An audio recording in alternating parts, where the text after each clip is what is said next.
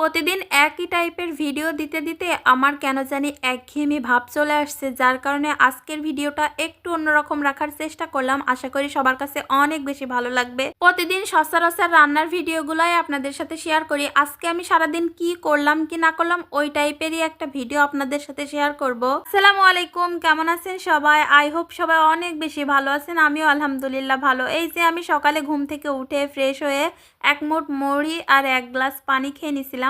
তারপর রুমে এসে দেখি আমার টুসুর এখনও ঘুম ভাঙেনি, তো ওকে আমি উঠিয়ে দিলাম, কারণ 9টা বেজে গেছে। তো প্রতিদিনই আমি যখন ঘুম থেকে উঠি ও আমার সাথে উঠে যায়। আজকে একটু অসুস্থতার কারণে ও লেট করে ঘুম থেকে উঠছে, তো ওকে একটু আদর করে দিলাম। তারপর এই যে আমি আমার বেডশিট চেঞ্জ করে নিব, এইটা আমি আজকে ধুয়ে দিব আর কি, যার কারণে উঠিয়ে নিচ্ছি। সপ্তাহে একদিন হইলেও বেডশিট না ধুলে একদমই ভালো লাগে না। আরও যেহেতু আমার বেডের উপরে টুসু ঘুমাই, আর ওকেও কিন্তু আমি শ্যাম্পু দিয়ে মাঝে মাঝে গোসল করাই। এখন যেহেতু শীতের সময় প্রতিদিন গোসল করাইলে তো আর ঠান্ডা লেগে যেতে পারে, যার কারণে প্রতিদিন গোসল করানো সম্ভব না।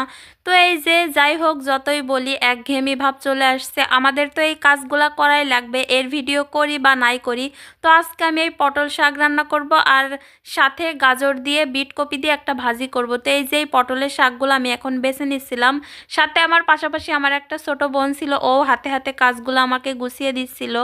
তো এইভাবেই কিন্তু আমার দিনটা কেটে যায়। এই কাজ তো সেই কাজ, সেই কাজ তো এই কাজ, এর মাঝেই কিন্তু আমার দিনটা কেটে যায়।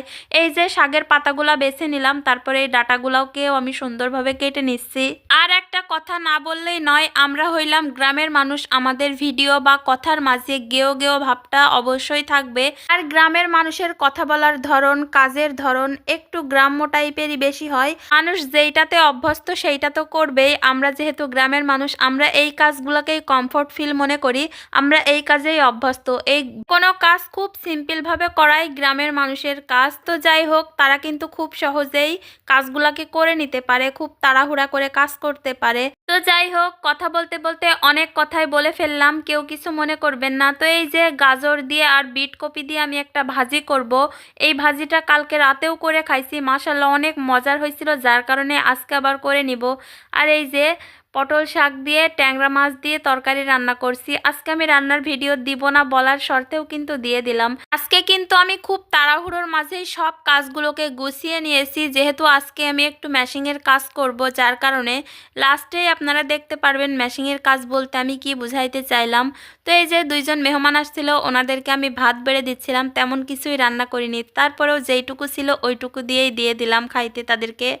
দেওয়ার পর আমি গোসল করে দেন আমি খাবার খেয়ে নিছিলাম। নেওয়ার পরে এই যে আমি ম্যাশিংয়ের কাজ বলতে এই যে এই 3 পিসগুলো